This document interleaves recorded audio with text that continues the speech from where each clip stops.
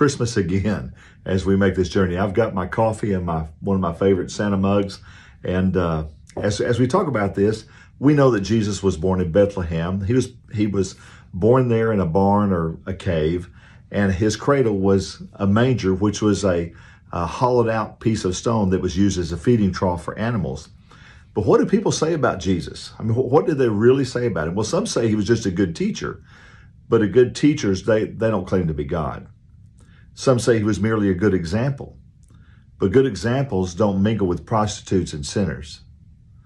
Some say he was a crazed fanatic, but crazed fanatics don't draw children to themselves or attract the great intellects like Paul and Luke to be their followers.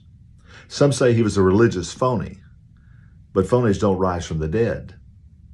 Some say that he was only a phantom, but phantoms, they can't give their flesh and blood to be crucified. And some say he was only a myth, but myths don't set the calendar for history. You know, Jesus has been called a lot of things, but we know he's a perfect example. He's the ideal man. He's our perfect example of sacrificial love. He's the highest example of religion. He's the front runner of the pattern of virtue. He's the greatest of all men. He's the best teacher that ever lived. Every one of those descriptions encapsulate who Jesus was, what his life was. However, they all still fall short of the truth. I think Jesus' disciple, his name was Thomas. Call him the doubter, but I don't think he was a doubter. He was a man who liked to ask questions.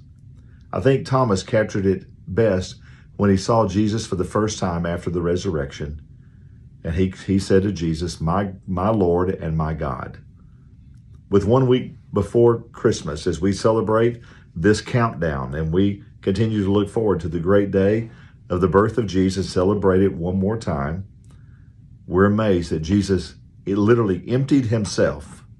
He gave up all of his rights that he had in heaven to come to earth to be just a common carpenter's son who came from Nazareth, born in Bethlehem, but he grew up in Nazareth. And it was even said of Nazareth, can anything good come out of Nazareth? Well, they're right. Nothing good came from Nazareth, but God came from Nazareth. That was Jesus' hometown. Well, I pray that you have a relationship with Jesus.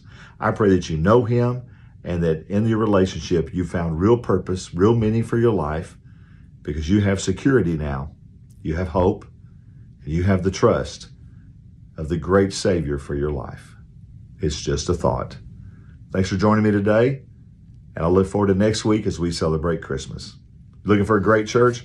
We'd love to have you come down to Meadowbrook. Look forward to seeing you Sunday at 9:45.